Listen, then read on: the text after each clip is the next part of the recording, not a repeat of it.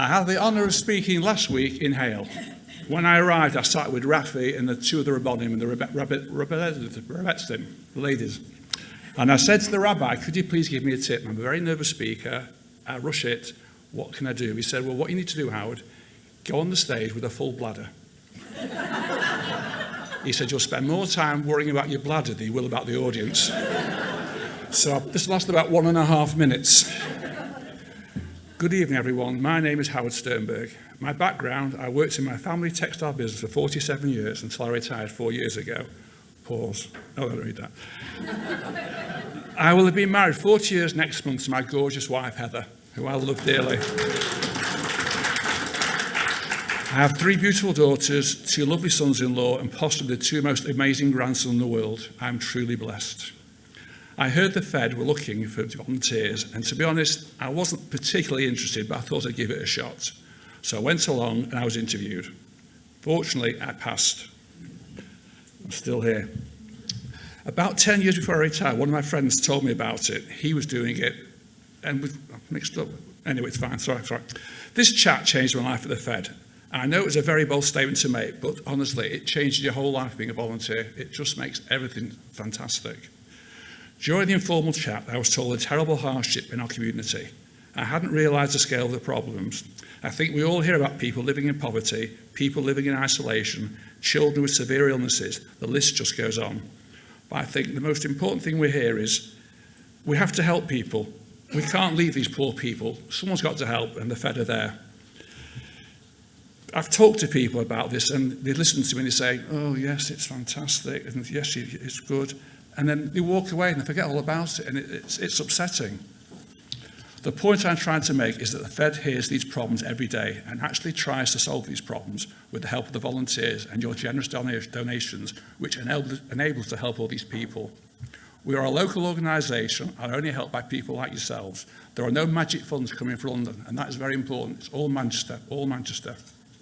Again, you're probably thinking this tall, handsome man who is speaking to us tonight is very dramatic with some of the statements, but my response would be, come and join us, become a volunteer.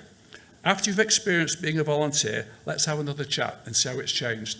I mean, I spoke to a gentleman there, this lovely man here. We were talking about it before. It's changed our lives, hasn't it? It's just the best thing.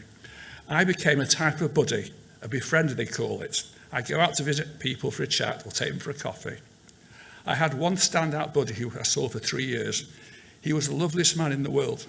Start again. I first met him when he was 87.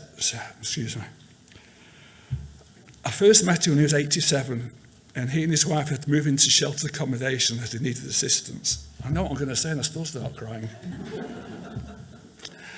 They'd been married for over 6 years and couldn't manage to look after themselves. It was really sad. They had grown up living next door to each other in Glasgow. He was 4 and she was 2. They eventually started to go out as boyfriend and girlfriend, and in their teens, got together, got engaged, and got married. In their entire married life, they spent 4 nights apart.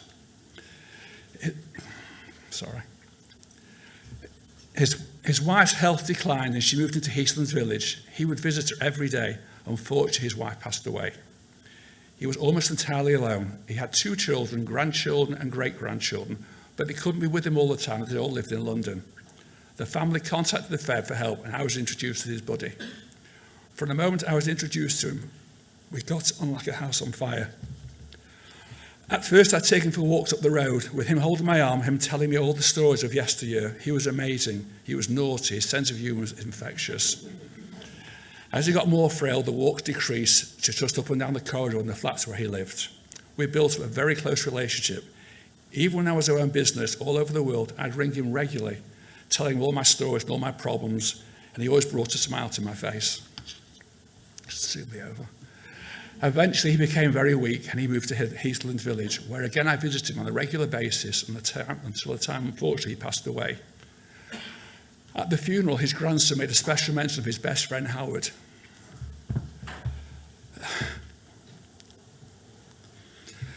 Those words meant the world to me.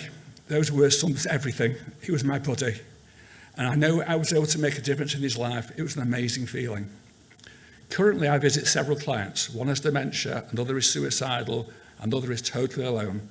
They all have one thing in common, that is the Fed. We are their lifeline. Range of brothers we help varies dramatically, and I want to counter the idea that only sad, lonely people need the Fed. One of my clients lives in one of the nicest streets in a very busy, prestigious area. He has a wife, a family, a successful business, all the comforts and trappings of modern life. Unfortunately, he has Parkinson's disease. He can't be left alone, and every week I go to see him so that his wife can leave the house and do some shopping.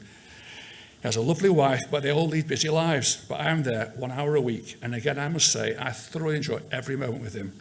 He gives his wife a boost to have someone to come round, spend some time to him, and she can go and do her hair, which is a mess, and have... Probably needs 3 or 4 hours, but that's beside the point. Another client has severe depression, has suicidal thoughts. He won't leave his flat, never opens his curtains, lives in total isolation. He doesn't even want the television on to distract him. On my first 2 visits, he sat on his couch, knees pressed into his chest, and didn't utter more than a dozen words. He has help from several organisations and services, but I am his only visitor. He has no personal contact besides me. He was telling me one day he was sick of the Meals on Wheels. I know the feeling. When I left him, I went to State Fair and got some vegetarian sausage rolls and took them round to him. You'd have thought he'd won the pools. So I gave it to him and he couldn't stop thanking me. Nothing big to me, but to him it was a massive thing. When I saw him recently, just before I was going to my daughter's wedding in Israel, Mazel Tov, he asked me, when are you coming back? You don't know, honestly, I don't say it, but Howard, I miss you. When you're not here, thank you for your visits. It's amazing. It was a breakthrough. I was over the moon. Those few words made all my visits worthwhile. But that is what we do. We do. All the volunteers. I'm not special. My wife thinks we're a bit special. But every volunteer is special. We're doing a great job. I'm just shouting about how good we are because we're fantastic. Over the years, I've gained a much better idea what the Fed does.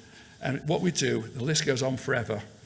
I've learned how we help the whole Jewish community. And that's the point. We do everything for everyone. I'm tired of people saying, Howard, you're a mensch for volunteering. It's not about that. I absolutely love it. It's not a chore, and I get so much more out of it than I put into it. I'm not an eloquent speaker, as you can guess, but I can say, hand on my heart, all the volunteers get a buzz out of what we do. But as I tell my friends, we need more people, and now I'm telling you all as well. I get really frustrated when you ask people about becoming a volunteer, and they say, I can't commit, I don't have the time. That's not true. You do have time. Everyone can find an hour a week, at the least an hour a fortnight. And if you're too busy, then please give us your money and give us loads of it. It's all a team effort. We just need it, please. This part is the best part. Coming to the best part now. If the community lost the Fed, it would be literally like a total catastrophe. It would be like cutting off your right arm. It may sound dramatic, but it's true. This we're coming to it now. It's brilliant. The Fed is like breakdown cover for your car. You don't think about it until you need it. But imagine needing it and it not being there. It's just disappeared. Thank you for your attendance today, and please give generously.